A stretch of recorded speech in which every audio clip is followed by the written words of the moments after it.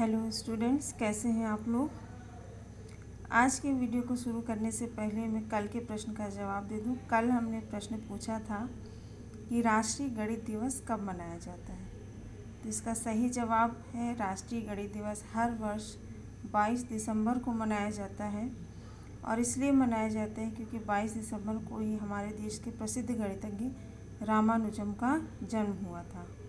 उन्हीं की याद में वर्ष 2012 से प्रतिवर्ष राष्ट्रीय गणित दिवस मनाया जाता है। विजय बहादुर ने केवल इस प्रश्न का आंसर दिया और किसी ने प्रश्न का आंसर नहीं दिया है। चलिए आज के प्रश्न का आंसर आप लोग दीजिएगा, और जो भी मैं प्रश्न पूछती हूँ उसका आंसर आप लोग मेरे यूट्यूब चैनल के कमेंट बॉक्स में दिया करें। चलिए आज की पढ़ाई शुरू करते हैं। आज हम पढ़ेंगे प्रश्नावली 1.4 का प्रश्न नंबर 2। कल हमने प्रश्न नंबर 1 पढ़ लिया था। देखिए प्रश्न नंबर 2 है कि ऊपर दिए गए प्रश्नों में, मतलब प्रश्न नंबर 1 में दिए गए प्रश्नों में उन परिमेय संख्याओं के दशमलव प्रसारों को लिखिए जो शांत है। ठीक है, तो पहला प्रश्न है, इसमें पहला प्रश्न था 13/1125। तो इसमें सबसे पहले हमने हर का अभाज्य गुणनखंड किया। हर का अभाज्य गुणन करने पर आया 13/5। ठीक है, और हमने देखा था कि जो संख्याएं शांत दशमलव होती हैं उनके हर 2m × 5n के रूप में होते हैं।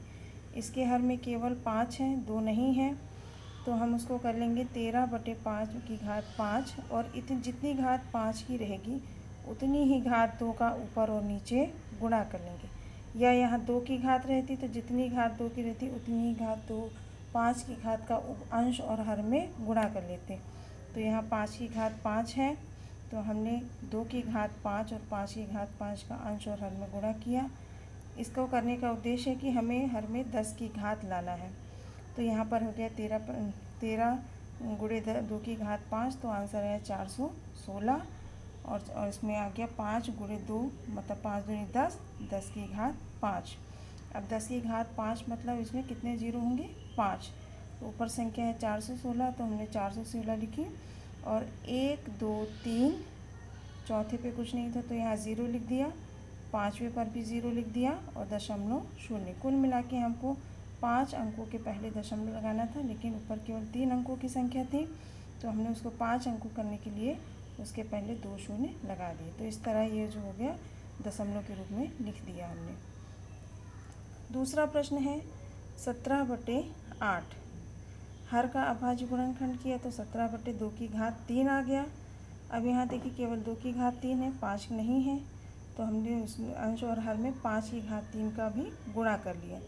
तो यहाँ पर हो गया 17, 5 की घात 3 मतलब 125, और 2 पंचे 10 और 10 की संपूर्ण घात 3। तो यहाँ हो गया 2125/10 की घात 3। 10 की घात 3 मतलब 1 के बाद 3 शून्य, मतलब हमें इस तरफ से गिनते हुए बाईं ओर से गिनते हुए 3 0 लगाने हैं। तो 1 2 3 और बाईं ओर से गिनते हुए 3 अंकों के बाद दशमलव लगाना है। तो 1 2 3 और 3 अंकों के पहले दशमलव और इस तरफ 2। तो ये हो गया दूसरा प्रश्न। तीसरा था 64/455। 64/455 में 455 का गुणनखंड किया तो 4 × 7 × 3 था, मतलब इसका दशमलव प्रसार जो है अशांत आवर्ती होगा। केवल हमें उन्हीं का दशमलव प्रसार लिखना है जो कि शांत दशमलव संख्या है। शांत दशमलव मतलब जिनके हर के गुणनखंड 2 की घात m × 5 की घात n के रूप में होता है। चौथा प्रश्न था 15/1600। 15 के गुणनखंड होते हैं तो हमने लिया 3 × 5 और इसका गुणनखंड हो गया 2 की घात 6 × 5।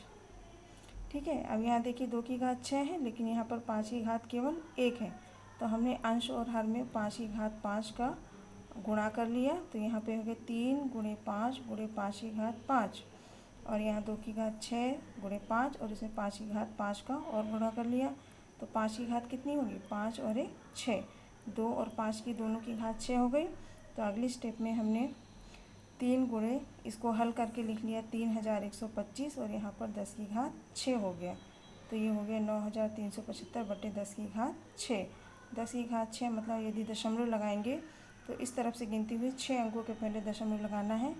तो पहले हमने संख्या लिख ली 9375 और इस तरफ से गिनना शुरू किया 1 2 3 4, 4 ही अंक थे, 0.6 अंकों के पहले लगाना है, तो 5वें पे 0 लिख दिया, 6ठे पे 0 लिख दिया और दशमलव उसके पहले भी 0 लिख दिया। तो ये हो गया इसका दशमलव प्रसार।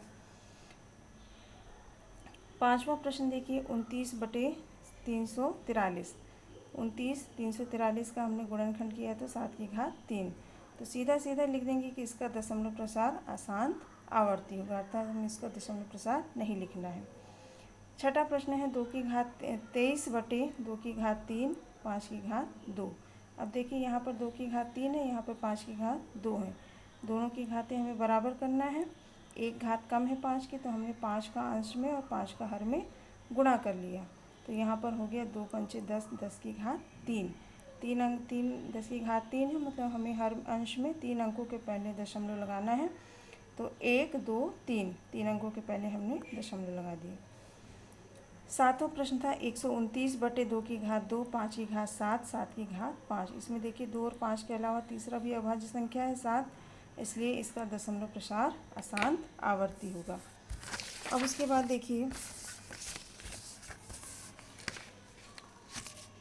8वां प्रश्न है 6/15। ठीक है, 6/15 दोनों संख्याएं 3 से विभाजित होती हैं, तो 3 से हमने विभाजित कर लिया, 6 को 3 से काटा तो 2 बार, 15 को 3 से काटा तो 5 बार, तो यह संख्या आ गई 2/5।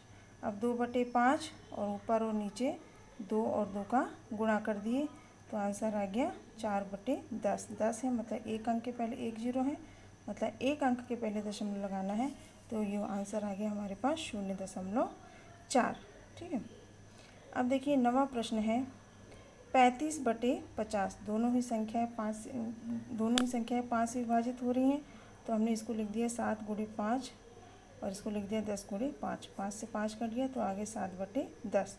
इसको दशमलव के रूप में लिखना था, 10 में केवल एक 0 होता है, मतलब एक अंक के पहले 0 लगाना है, तो 7 दशमलव लगाना है, तो 7 के पहले दशमलव लगा के यहाँ पे 0 लिख दिया।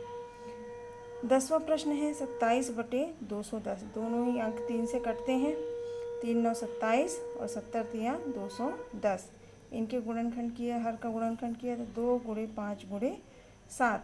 ठीक है, इसमें देखिए 2 और 5 के अलावा एक तीसरा अंक भी है 7, इसलिए इसका दशमलव प्रसार अशांत आवर्ती होगा।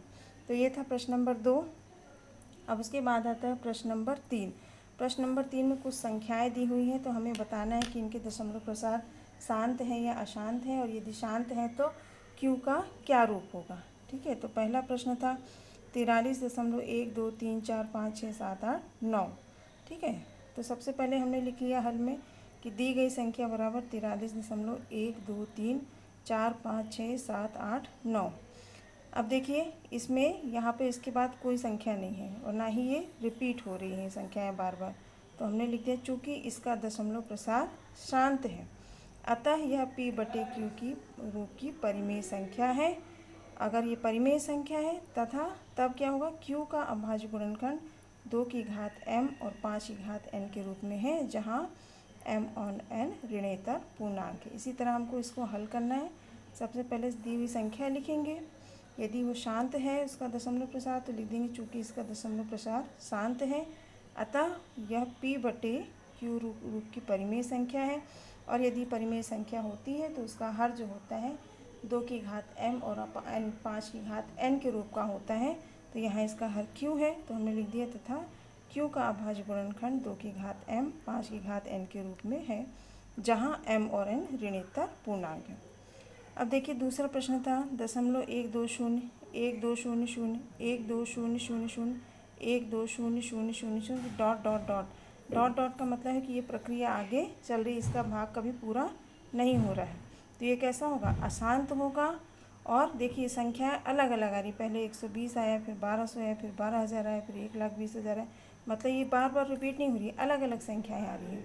तो एक तो ये ख़त्म नहीं हो रहा है इसलिए अशांत है, और बार बार वो संख्या रिपीट नहीं हो रही इसलिए ये अनावर्ती है। तो लिखेंगे चूँकि इसका दशमलव प्रसार अशांत तथा अनावर्ती है, अतः यह एक परिमेय संख्या है। तीसरे पर आएंगे तो 43.1 2 3 4 5 6 7 8 9 और इसके ऊपर बार लगा हुआ है, ये जो सीधी लाइन है इसको बार कहते हैं।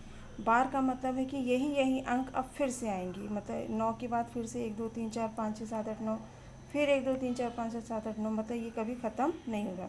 सबसे पहले तो ख़त्म नहीं होगा, तो ये अशांत है, लेकिन बार बार वही अंक रिपीट हो रहे हैं, मतलब आवर्त हो रहा है, तो उसको लिखेंगे आवर्ती है।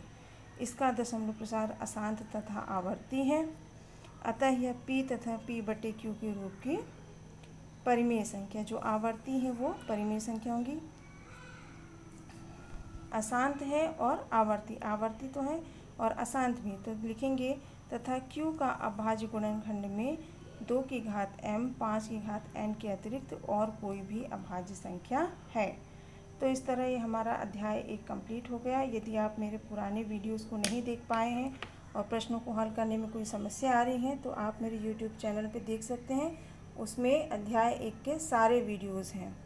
और बारी है आज के प्रश्न की। तो आज का प्रश्न है कि हमारे देश में कुल कितने राज्य और कितने केंद्र शासित प्रदेश हैं। प्रश्न फिर से रिपीट कर रही हूँ कि हमारे देश में कुल कितने राज्य और कितने केंद्र प्रशासित प्रदेश हैं। इसका आंसर आपको मेरे YouTube चैनल के कमेंट बॉक्स में देना है। Thank you.